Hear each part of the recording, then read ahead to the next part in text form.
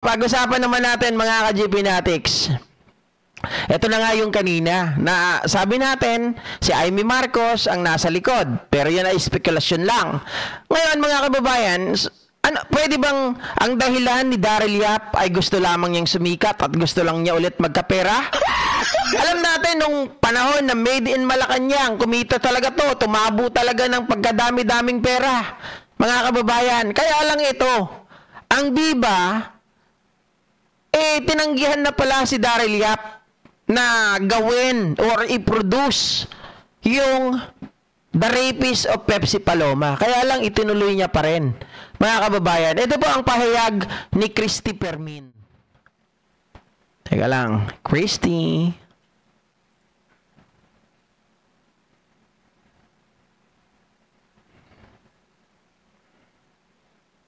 Uy. Wait lang.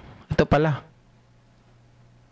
Mag-isa ka lang ba? Ano ang gusto mo, Direk Daryl? Napakahanga mo ko. Si Bossing Vic Soto dahil sa tagumpay ng The Kingdom? Anong gusto mo? Ang wasakin din ang nalalapit na pagkandidato ni dating Senate President Tito Soto? Kaya mo to pinalulutang? Ang wasakin mo rin ang imahe ni Joey De Leon? No, ano ang gusto mong palabasin dito? At ikaw pa siguro ang isa sa pinakahuli na maaaring maglatag ng kwento ni Pepsi Paloma kahit pa magkababayan kayo sa Olongapo. Wala kang alam. Ano ang sabi ko sa'yo? Bakit kailangan mo pa itong gawin?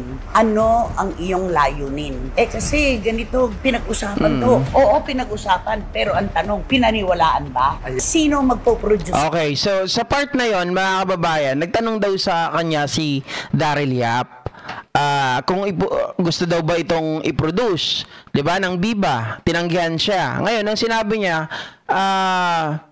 pinag-usapan kasi to. So kung titingnan natin sa isang aspeto, ang usapin na to mga kababayan ay gusto lamang kumita ni Daryl Yap. Kasi nga siguro nasilaw, yung word anuhin nyo lang parang nasilaw siya sa kinang ng pera nung made in Malacanang. Na talagang malaki yung kinita nun. 'Di ba? Sobrang takilya. Ngayon, itong si Daryl Yap siguro, sabihin natin mga ka-GP Natics sa kabilang banda, gusto niyang kumita kaya i-direct niya ito.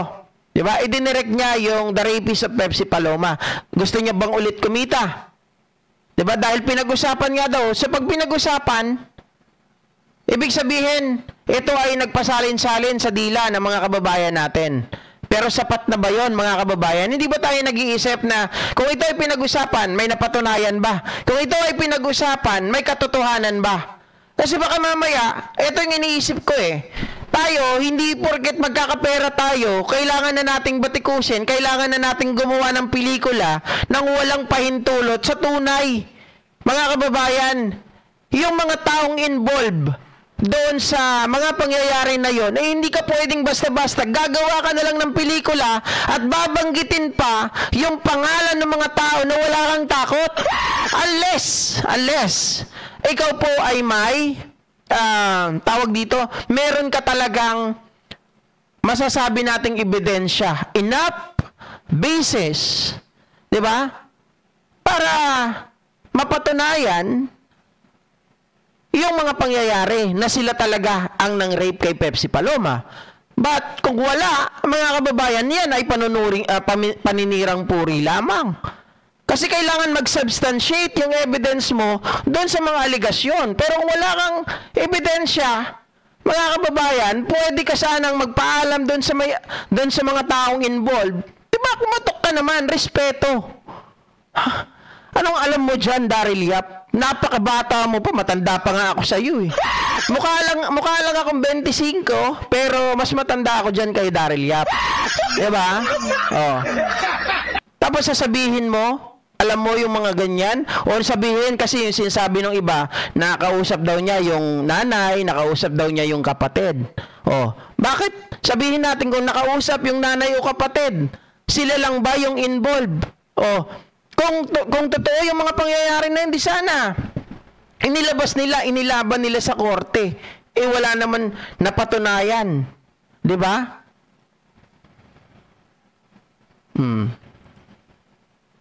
ngayon, nitong pelikula mo, The Rape of Pepsi Paloma, tinanggihan ng Viva Films. Tinanong mo pa ako, ano kaya ang dahilan? Anong basa mo, nanay? Bakit ito hindi tinanggap? Sabi raw kasi ni Boss Vic Del Rosario, humanap ka na lang na ibang producer, huwag kami. Okay. Hindi ko to ipoproduce. Humanap ng ibang producer, wag kami. So ibig sabihin, may respeto si Vic Del Rosario. Kaya lang humanap ng iba, sino kaya yung humanap?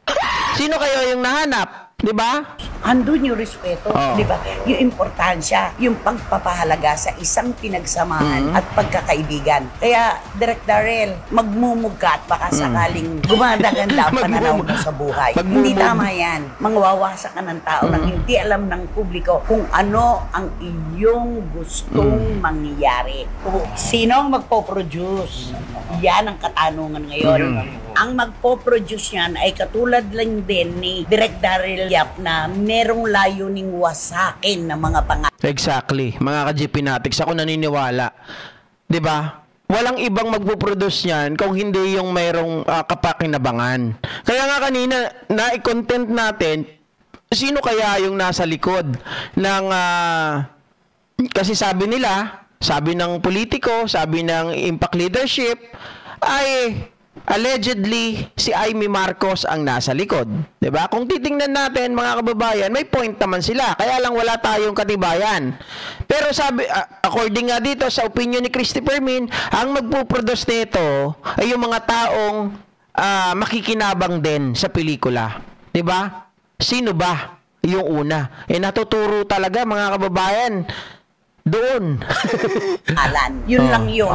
Gusto mong palabasin, Direk Darrell Yap, na ikaw ang pinakamatalinong direktor, ikaw ang pinakamagaling na manunulat ng mga istoryang ganito. Ano mangyayari sa ganyang adhikain mo? Hindi tama yan. Hindi tama yan. Magkaroon ka ng respeto sa kapwa mo. Yun lang yun. Tama. Inising niya ang kamalayan ng mga Pilipino na si Bossing Vic Soto, ang Tito Vic and Joey ay mga walang tiyang tao. Yun. Sino ang walang hiya? Yung mga tao na tinutukoy mo o yung nagpapalabas na walang hiya sila? Yun lang ang aming katanungan. Antayin nga natin para kay Direk Darrell Yap. Sinong dakila?